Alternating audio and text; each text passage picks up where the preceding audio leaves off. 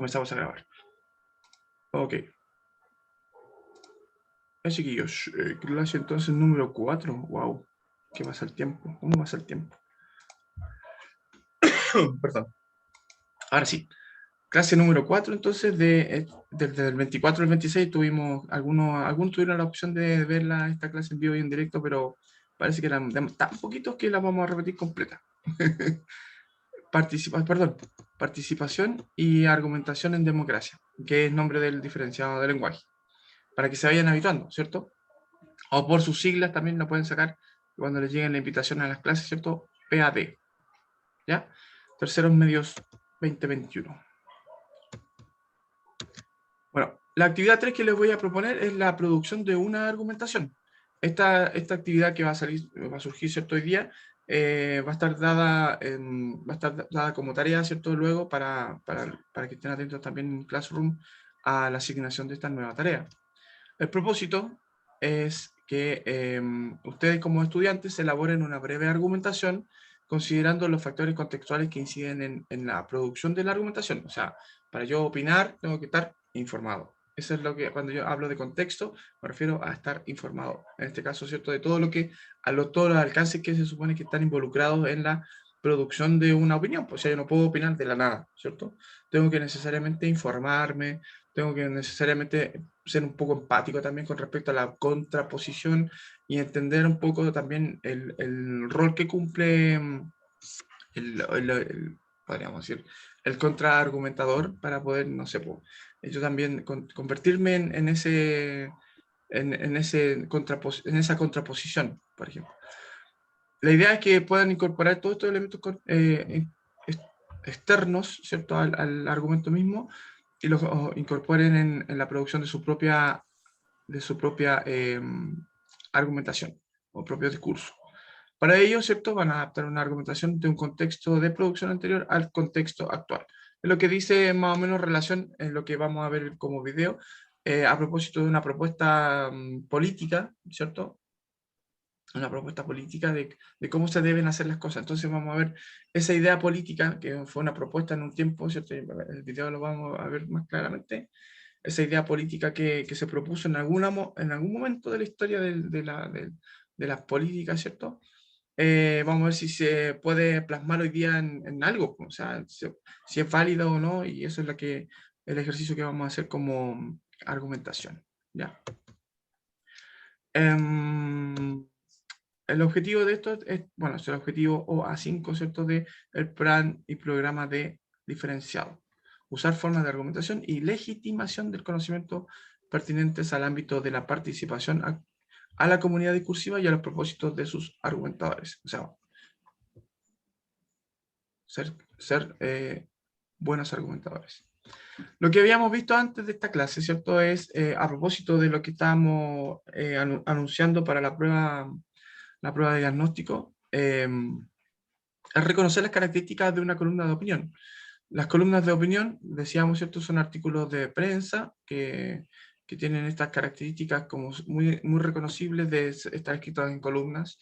Bueno, todos los textos que aparecen en un medio de comunicación audiovisual, específicamente los que fueron escritos para la prensa escrita, valga la redundancia, tienen esta idea de estar presentados en columnas por el espacio, ¿cierto?, que ocupan en el periódico. Sin embargo, los reconocemos no solo porque estén escritos en columnas, sino también porque su autor se da a conocer a sí mismo y se manifiesta en el texto la opinión de ese autor. Eso es básicamente las características fundamentales de una columna de opinión, ¿ya? Decíamos que el autor también tiene cierto dominio, cierta autoridad con respecto al tema del que está hablando, o sea, sabe de lo que está diciendo. Y la otra característica importante de reconocer es que las columnas de opinión o artículos de opinión aparecen ciertamente periódicos, o sea, con cierta periodicidad en el tiempo. O sea, puede ser una vez a la semana. Al día es medio difícil, pero una vez a la semana sí. Una vez a la semana, o una vez a la quincena, o una vez al mes, ¿cierto? Es como que la persona que está opinando en esta columna o fuera parte, digamos, del medio de comunicación, como que tuviera un contrato. Y teníamos ciertamente un criterio también para poder evaluar estas argumentaciones, ¿cierto? Básicamente. Esto se aplica a todo el tipo de argumentación, donde se hace hincapié en el contexto, ¿cierto?, del medio, qué medio lo publica, qué línea editorial se puede reconocer del medio, si es de izquierdas o de derechas, ¿cierto? U otra forma de expresión, si es religioso o si es no religioso, laico, como se le dice, ¿cierto?, a lo que no es religioso, etcétera. Y la fecha, pues, cuando fue publicado, porque también importa el contexto, ¿cierto?, de lo que se dice. No es lo mismo hablar del aborto hoy día, por ejemplo, que hablar del aborto hace 50 años atrás. Hay materia y mucha agua bajo el puente, ¿cierto?, como hechos. Con respecto al enunciador, reconocer quién es, ¿cierto?, cómo se caracteriza su escritura, si hay otras publicaciones de él, etcétera. ¿Quién es, cierto?, básicamente. Y la controversia, ¿cierto?, en relación a cuál es el tema del que está hablando, por qué está diciendo eso, qué otras posiciones podemos reconocer a propósito de, acuérdense de la línea editorial, ¿cierto? Porque si él es de izquierdas, seguramente hay alguien que ha dicho de derechas, ¿cierto?, otra cosa diferente. Entonces podemos ir contrastando el argumento y así nosotros también tenemos una perspectiva más macro de lo que se supone que es el hecho controversial. Sabemos las dos posiciones y podemos decir, yo creo más en esto que en esto otro. Y para responder, pregunto yo, ¿será lo mismo? Para poder decir nuestro argumento, ¿será lo mismo? La respuesta es sí. Claro, porque nosotros nos vamos a transformar en emisores, pues vamos a tener un contexto, obviamente, vamos a tener un estilo, que es lo que yo prefiero y pretendo, ¿cierto?, lograr en cada uno de ustedes, y obviamente vamos a estar involucrados en miles de controversias de aquí a que se le acabe la cuerda, ¿cierto?, lingüísticamente hablando.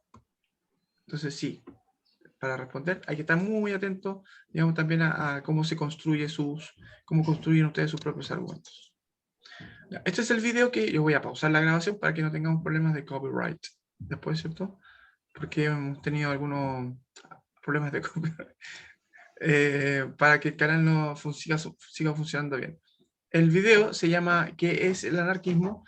Y está emitido por Curiosamente, que es un canal de YouTube, o YouTube, como le decimos nosotros, un canal de YouTube en donde se publican habitualmente información que está sintetizada de manera gráfica y con muchas, digamos, buenas fuentes. Así que un canal confiable, curiosamente, ¿ya? Como idea política, ¿cierto? Es lo que ustedes pueden considerar como fuente de lo que vamos a argumentar, ¿ya? Esa información en torno a esa idea política del anarquismo, ¿ya? Si se puede o no aplicar, porque hay, como muestra el video, ¿cierto?, hay muchas formas de anarquismo, ¿ya? Y no se asusten tampoco pensar que ser anarquista o tener una idea de anarquismo, ¿cierto?, involucra derechamente una disrupción social o caos, como lo explicaba el video. Entonces, voy a emitir estos dos chiquitos. Ya. Las preguntas que tienen que ver con lo que tenemos que reflexionar. ¿Son válidas estas ideas en la actualidad?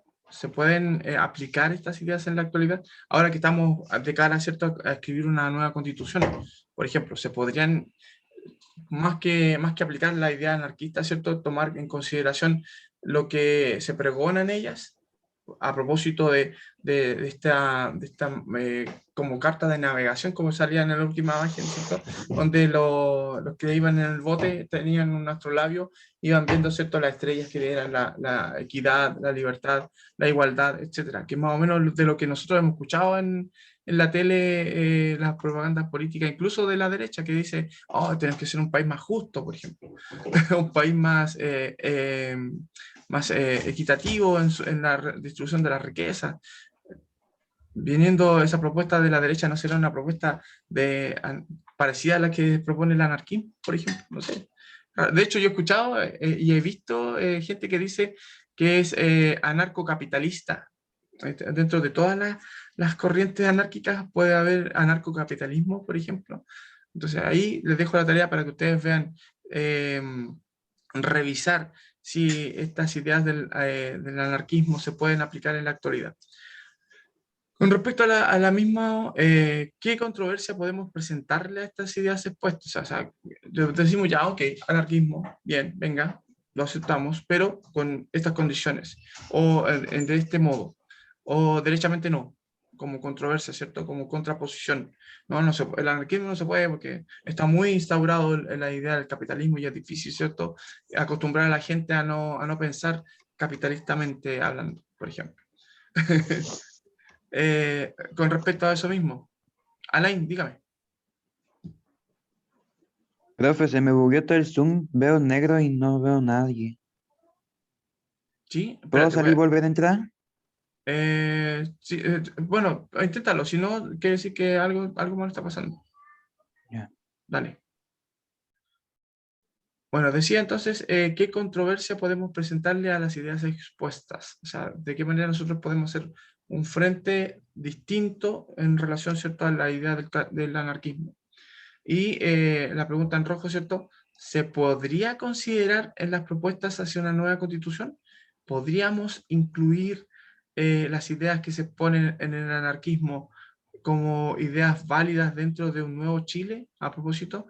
Porque si se habla de justicia, si se habla de libertad, si se habla de igualdad, ¿no serán esas premisas, unas premisas que hemos escuchado en los políticos que están hablando, ¿cierto?, y candidateándose para ser constituyentes y obviamente plasmar esas ideas en la nueva constitución?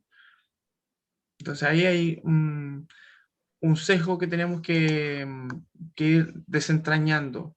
Si ese sesgo es el sesgo de, ok, yo les voy a dar libertad, pero libertad controlada, libertad total, libertad en el ejercicio, ¿cierto?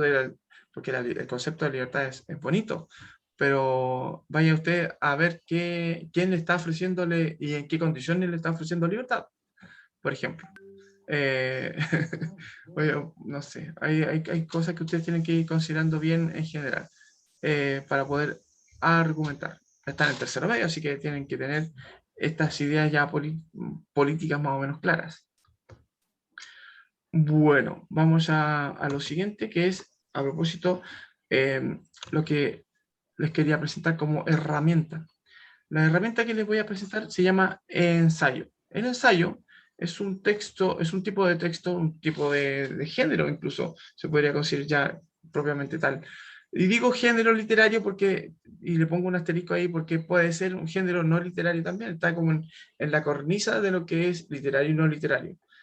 Se considera más literario porque se supone que en él se manifiestan y se desarrolla un tema de manera libre, es decir, con un estilo propio y todo, pero básicamente porque es subjetivo, ¿cierto?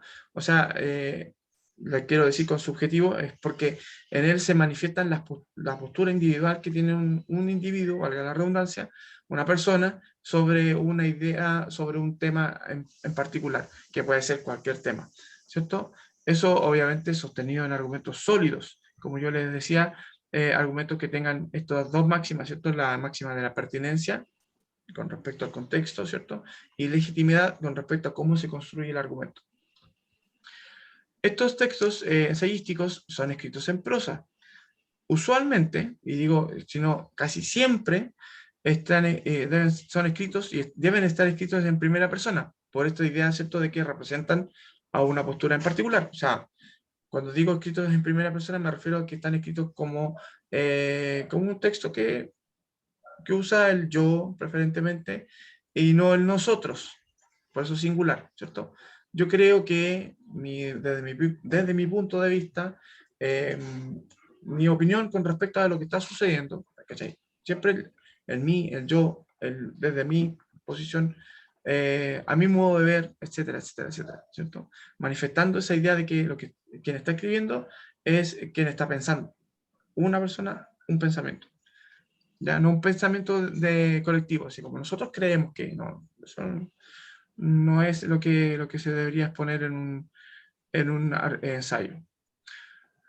Porque lo que quiere decir, bueno, aparte de mostrar la postura individual, ¿cierto? También denota un tono personal. Es decir, hay cada uno su propio estilo. De hecho, podemos reconocernos, si tuviéramos el ejercicio, ¿cierto? Podrían, si ustedes, por ejemplo, le presentan un ensayo a ustedes escrito a sus padres, ¿cierto? Ustedes escriben un ensayo y su hermano, si tienen hermanos, ¿cierto? Escriben un ensayo también. Los papás seguramente al leer los ensayos van a cachar quién lo escribió, sin que ustedes le pongan el nombre, porque van a reconocer su forma de pensar y de ser en el ensayo. Así de característico tiene que ser ese tono personal. Plasmar, ¿cierto?, esas ideas personales y ese estilo personal en su producción. Reconocer ese tono, que es único, por supuesto, es como una huella dactilar. El que ayuda no solamente en la idea de expresarse, sino también la idea de exponer esos sentimientos, esos pensamientos con respecto, porque también hay una propuesta y se entiende. O sea, no solamente quiero decir lo que quiero decir, sino también quiero proponer algo, además. El nombre de ensayo evoca la idea de que un texto que está puesto a prueba, ¿cierto? En realidad, más que estar puesto a prueba el texto, no es como un borrador, ¿cierto? El ensayo no quiere decir borrador, sino lo que se ensaya es la idea. Lo que se pone en la mesa es, en la mesa de discusión, ¿cierto? Es una idea para que se pula con el ejercicio de la controversia y del diálogo, ¿cierto? Que es a lo que apunta, pues. O sea, yo digo, yo creo esto, y ustedes me dicen, pero mira, está bien lo que tú piensas, pero piensa en esto otro que puede ser una consecuencia. ¿Verdad? Entonces yo rehago mi idea y considero esa contrapropuesta y voy mejorando, ¿cierto?, la posición o la idea en sí. Voy poniéndola a prueba. Eso es ensayar. Es como la idea de ensayo que nosotros hacemos previo, por ejemplo, a un evento más, que no, por ejemplo, vamos a hacer un ensayo de la graduación.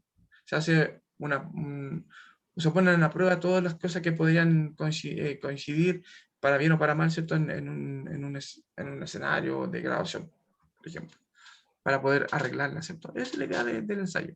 No es que el texto en sí sea como la ley.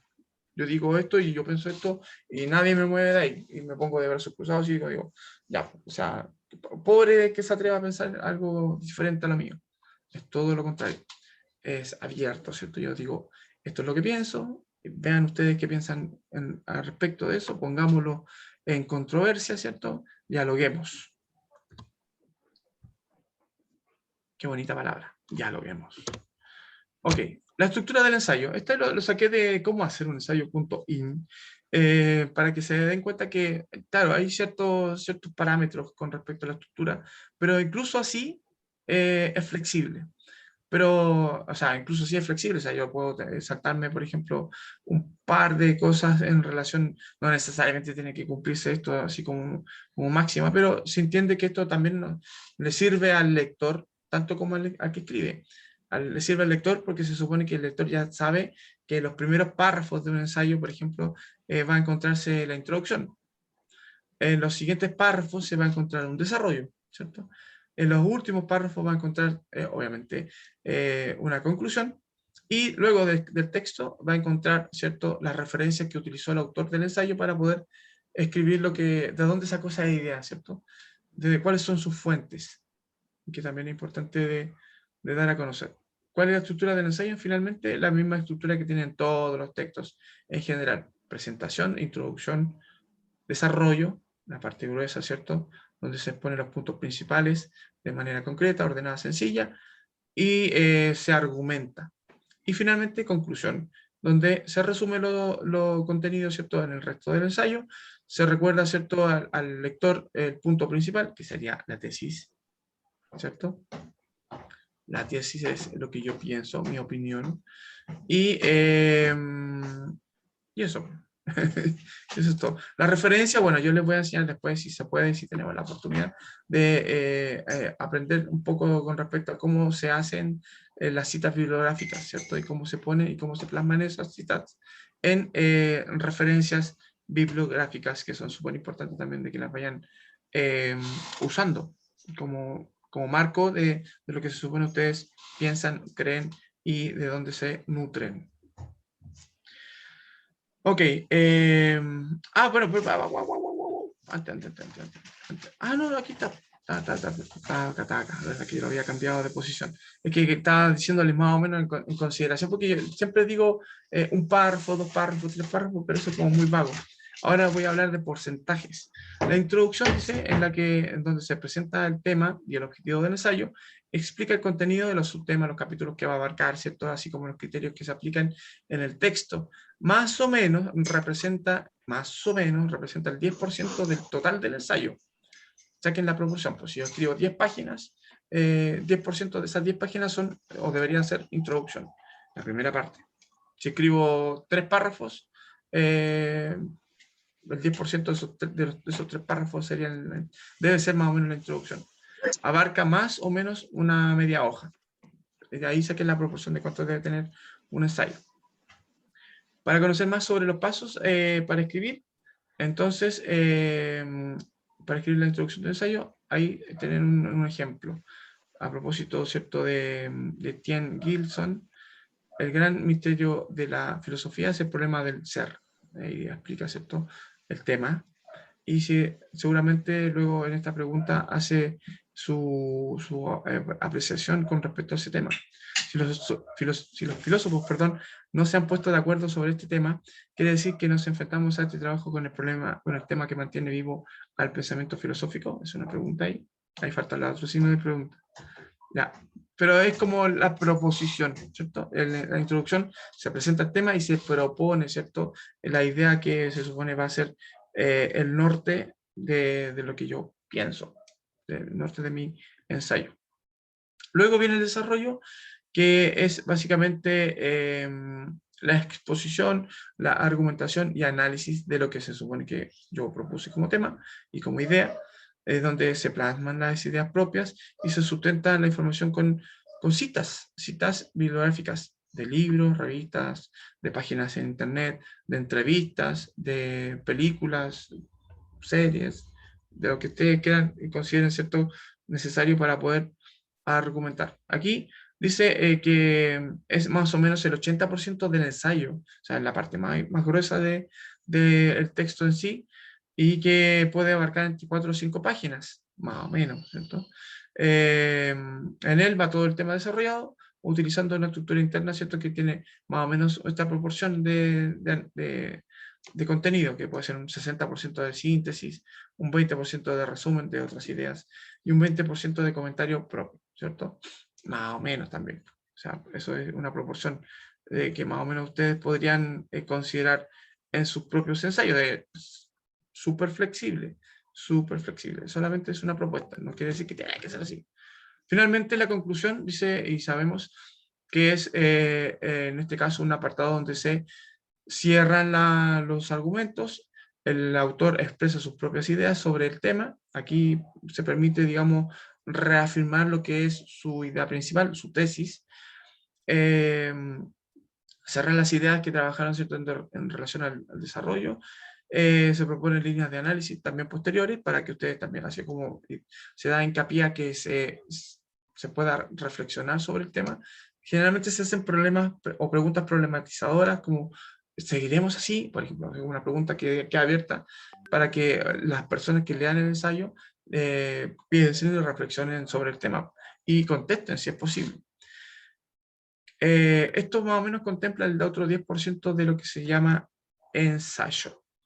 Finalmente, la bibliografía o referencias, que yo después más adelante les voy a enseñar a cómo se hace eso, donde se escriben las referencias de futuras fuentes, las fuentes que fueron consultadas, que sirvieron de información para sustentar lo que usted está pensando, ¿cierto?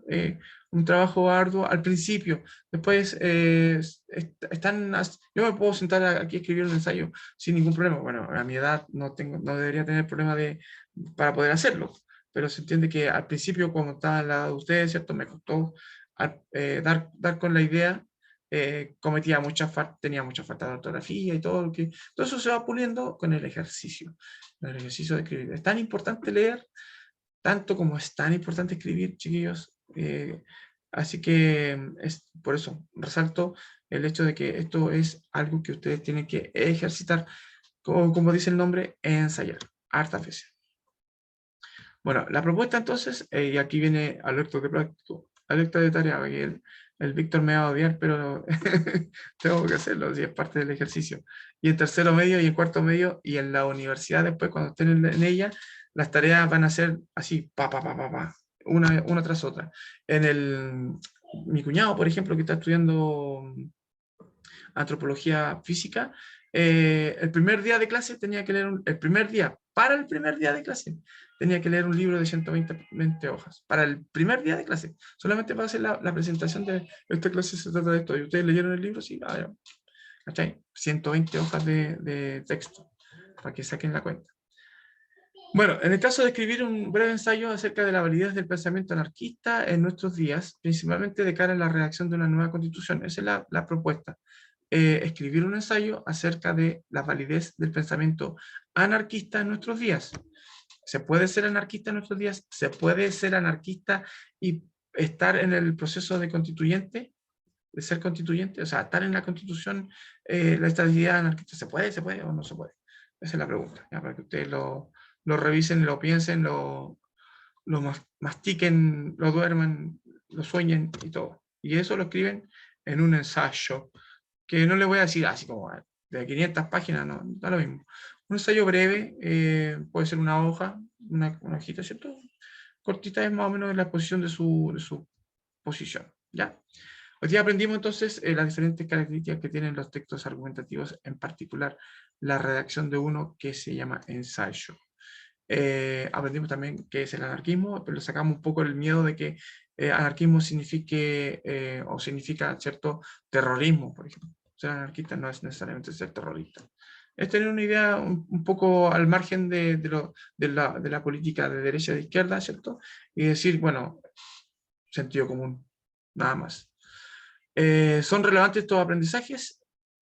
Yo creo que sí, porque son herramientas que permiten, digamos, poner de manifiesto lo que nosotros pensamos y cómo los integramos a nuestras vidas cotidianas. Bueno, en el ejercicio de decir lo que yo pienso, van a tener que buscar alguna herramienta que les sirva para poder decir lo que yo pienso. Entonces, una de ellas es el ensayo. Así se puede poner, de manifiesto, ¿cierto? Este aprendizaje de hoy día. Recuerden, dudas, consultas, querillas, demandas, todo lo que ustedes quieran, keno.profesor@gmail.com, el correo oficial. Bueno, y dame WhatsApp también, por si quieren escribirme ahí. Cuando tenga la posibilidad de responderles, les voy a responder siempre de buena onda. En la buena onda, como se dice. Eso pues, chiquillos, yo voy a darles, ahora los dejo, les voy a dar entonces esa tarea dentro de la próxima semana. Yo creo que va a estar publicada, como de aquí no los vamos a ver hasta el próximo viernes.